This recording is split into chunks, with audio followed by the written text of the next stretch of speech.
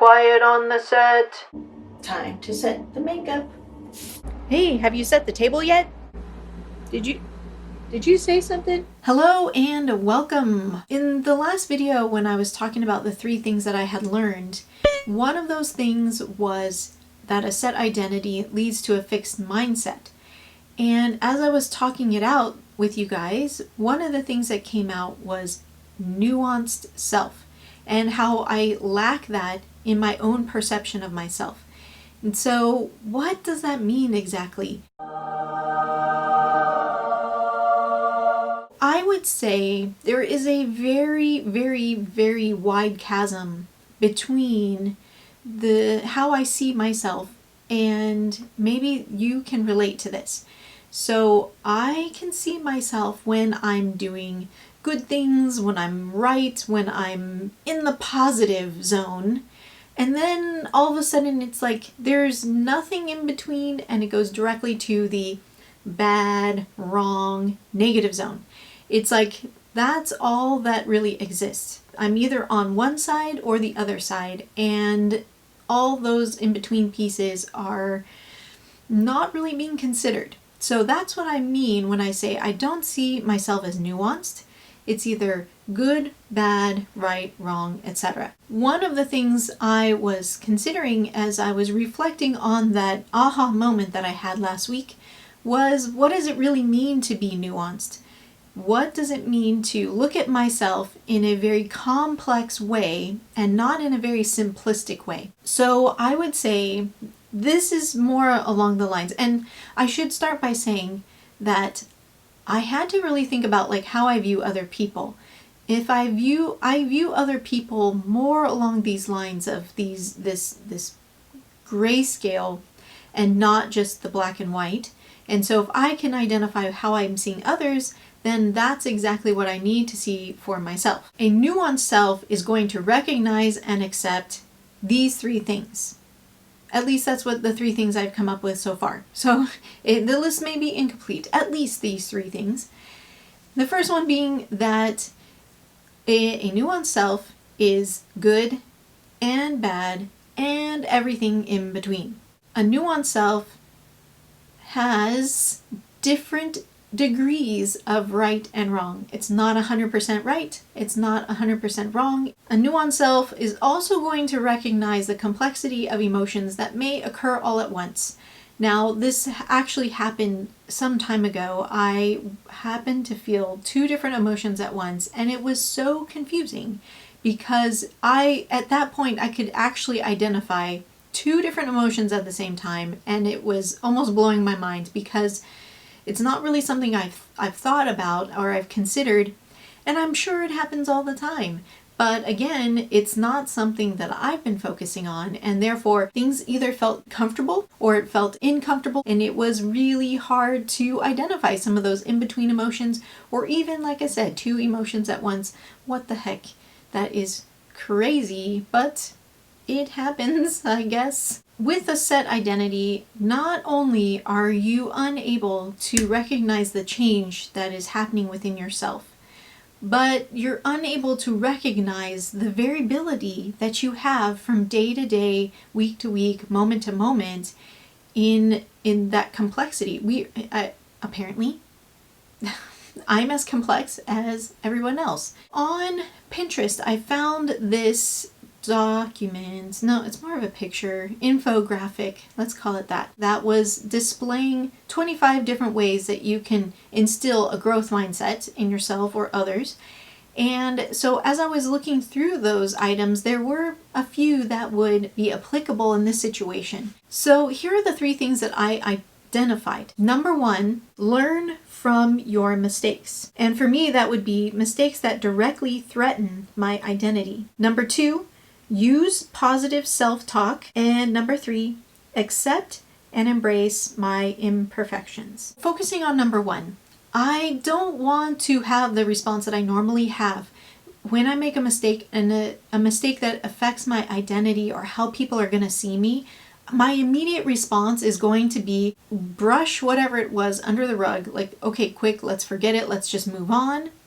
Or to dwell on it so much, it becomes a hyper focus And then I really can't address the issue of the mistake. It just becomes, the mistake gets so big and cumbersome that that's all that there is in front of me, and I can't really get beyond that. So learning from the mistake means that I actually have to think about it.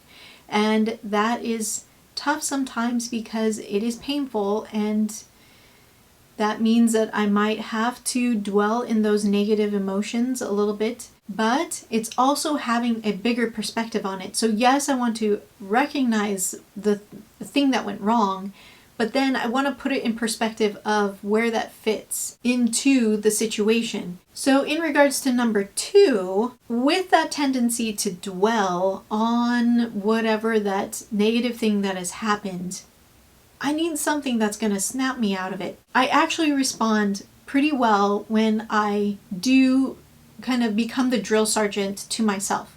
And so a lot of times I will look at myself in the mirror, or I will just say it out loud. Those 2 things specifically are very helpful for me because it's like I really need an outside person to be telling me these things, and I need to be that person at that moment. Really just pushing myself forward, and in a positive way, not in a negative way, then that's going to help move me in the right direction. And that is to grow and not to just stay stagnant. So in regards to number 3, being able to accept and embrace the imperfections, that is going to be, I think, the biggest step.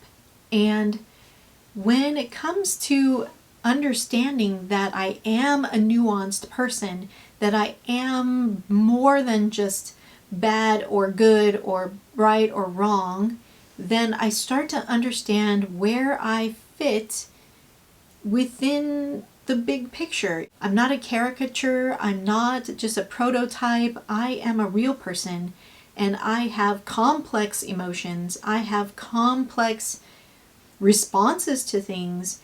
And so that means that, yes, I'm going to be making mistakes.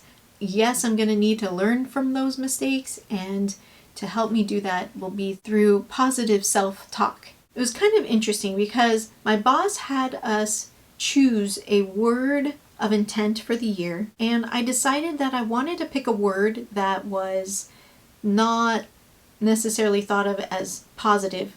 Because a lot of times, you'll pick a word like courage or positivity, optimism, these words that are a little bit more comfortable and kind of pushing you into like a positive zone.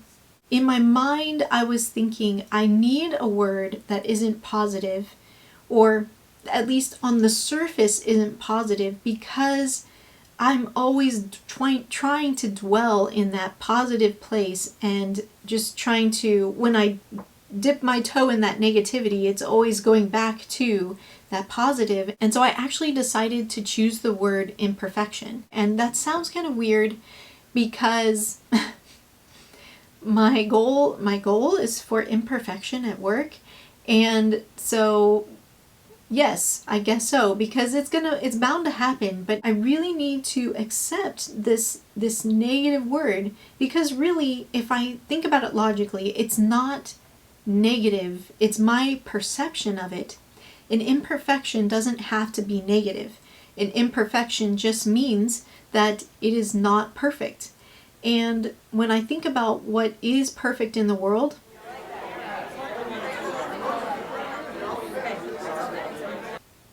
there's nothing perfect in the world. And so why am I trying to reach this goal, this standard of something that doesn't exist? And so I think that imperfection and embracing that imperfection is a great way for me to understand myself better, but then also to actually grow, being able to not only accept but embrace. I think it's easy to accept.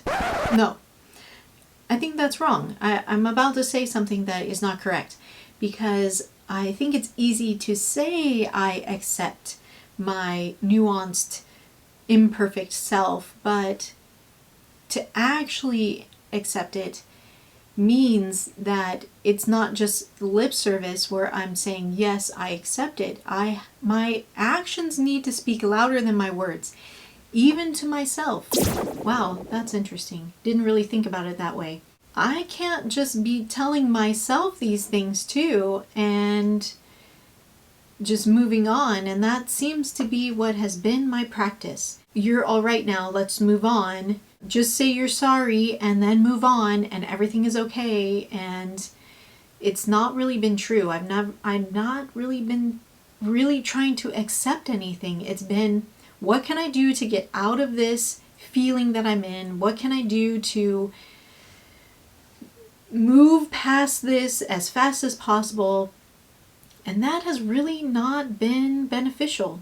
That has made me feel like I'm a very black and white person. I know that people accept me as a complex, nuanced person. I need to accept myself as a complex, nuanced person. And by doing so, that will help me get away from this set identity. This identity that I feel like has to be set in stone. So how do you see yourself? Do you recognize yourself as a complex human being? Because you are. I got the last mug for my set. Well, there was one more type of set for you, and it's interesting how we as humans, there's a lot of different areas in our life that we want to be set.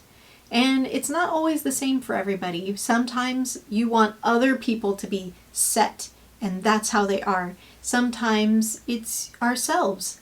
Sometimes it's something within a situation. But we need to learn that the kind of set that we need to be is like Jell-O. So yes, we have a form, but we can wiggle and jiggle a little bit there just to give allowances for others, for ourselves, and to really see the bigger picture of things. So I hope that you join me next time when we look at something different. And with that, I will say goodbye. I just ate it. Look at that face.